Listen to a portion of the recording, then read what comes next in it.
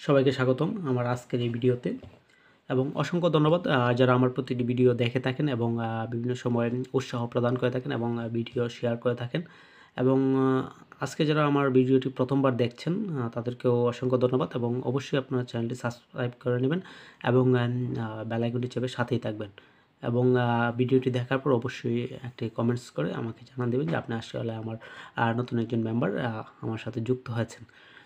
তো ভিউয়ার্স, আজকে আমি যে বিষয়টা নিয়ে আলোচনা করব সে বিষয়টা অবশ্যই টাইটেল বারে দেখে আপনারা বুঝতে পারছেন যে নতুন সিস্টেমে আমরা যে আবেদন করছি আবেদনের পরবর্তী সর্বশেষ অবস্থা কী এবং কোথায় আছে আমার আবেদনটি, এটা কিভাবে দেখব।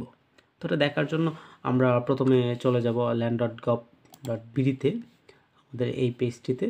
তো এই পেজটিতে আসার পর আমরা যাব হচ্ছে দেখুন অনেক কিছু আছে, কিন্তু আমরা যাব হচ্ছে মিউটেশনে, যেহেতু এটা মিউটেশন সংক্রান্ত বিষয়, মিউটেশনে চলে যাব।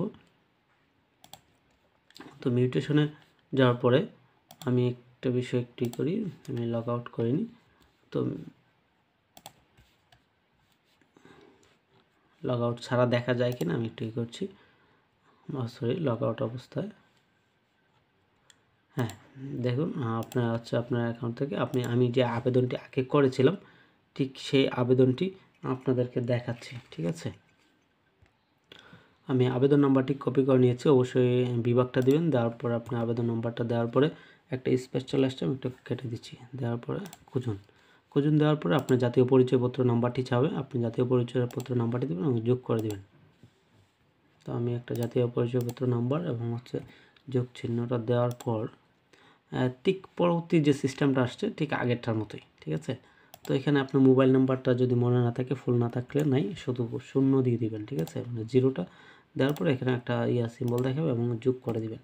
ঠিক আছে, ফুল নাম্বার লেখার দরকার নেই, কিন্তু কিছু লিখবেন না, শুধু জিরো দিবেন। ঠিক আছে, তারপর খুঁজুন, দেখুন আমি আমার যে ইয়াটি আছে আবেদনটি, মিউটেশন আবেদন নম্বর এবং দেওয়া আছে সর্বশেষ অবস্থা এবং কোথায় আছে উপজেলা ভূমি শীর্ষ এবং এসিল্যান্ড মহোদয় অর্থাৎ সহকারী কমিশনার আইডিতে যার কাছে বর্তমানে আছে। ঠিক আছে, এবং এটা এখন আমি নিচের দিকে কতটুকু অগ্রসর হয়েছে আবেদনের অগ্রগতি, ভূমি অফিসে আবেদন, এর পরবর্তীতে এটা প্রথম আদেশ প্রদান ও তদন্তের জন্য ইউনিয়ন ভূমি অফিসে যাবে, ইউনিয়ন ভূমি অফিস থেকে আসবে প্রাথমিক স্বাক্ষতিয়ান সার্ভেয়ার কারণকে প্রতিবেদন ফেরন। এটা আসলে অপশনাল যদি জমিতে কোনো কাজ থাকে সেক্ষেত্রে।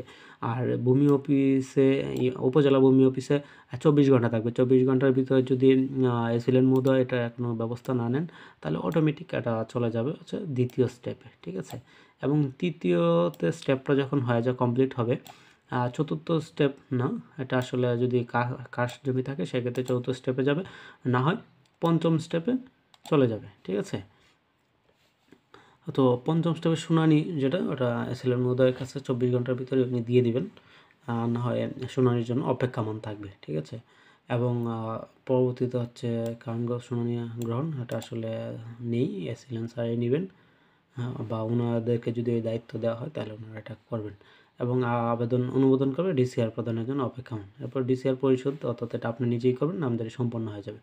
ঠিক আছে, এরপরে দেখুন এখানে সম্পন্ন প্রক্রিয়াধীন এবং হচ্ছে অসমাপ্ত সিম্বলে দেখাচ্ছে। ঠিক আছে, আবার বিস্তারিত দেখতে পারবেন, যেটা আমরা আগের খতিয়ানগুলোতে দেখতে পেতাম। ঠিক আছে, ধাপসমূহ কীভাবে এটা হবে।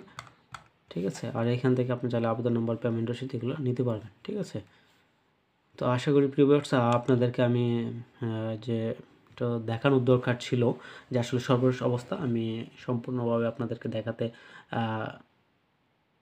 পেরেছি মনে হচ্ছে। তারপর যদি আপনাদের কোনো কনফিউশন থাকে অবশ্যই আমার ভিডিওর কমেন্ট বক্সে কমেন্টস করে জানিয়ে দিবেন, আমি এটা সলিউশনের চেষ্টা করব এবং কমেন্টসে রিপ্লাই করে আপনার এটা সমাধান করে দেব। তো আশা করি আপনাদের ভিডিওটি ভালো লেগেছে, অবশ্যই আমার ভিডিওটি শেয়ার করে দিবেন যেন আপনার পার্শ্ববর্তী যারা আছে ওনারা দেখতে পারে এবং অবশ্যই কমেন্টস করে আপনার ভালো লাগার কথাটি জানিয়ে দিবেন। ধন্যবাদ।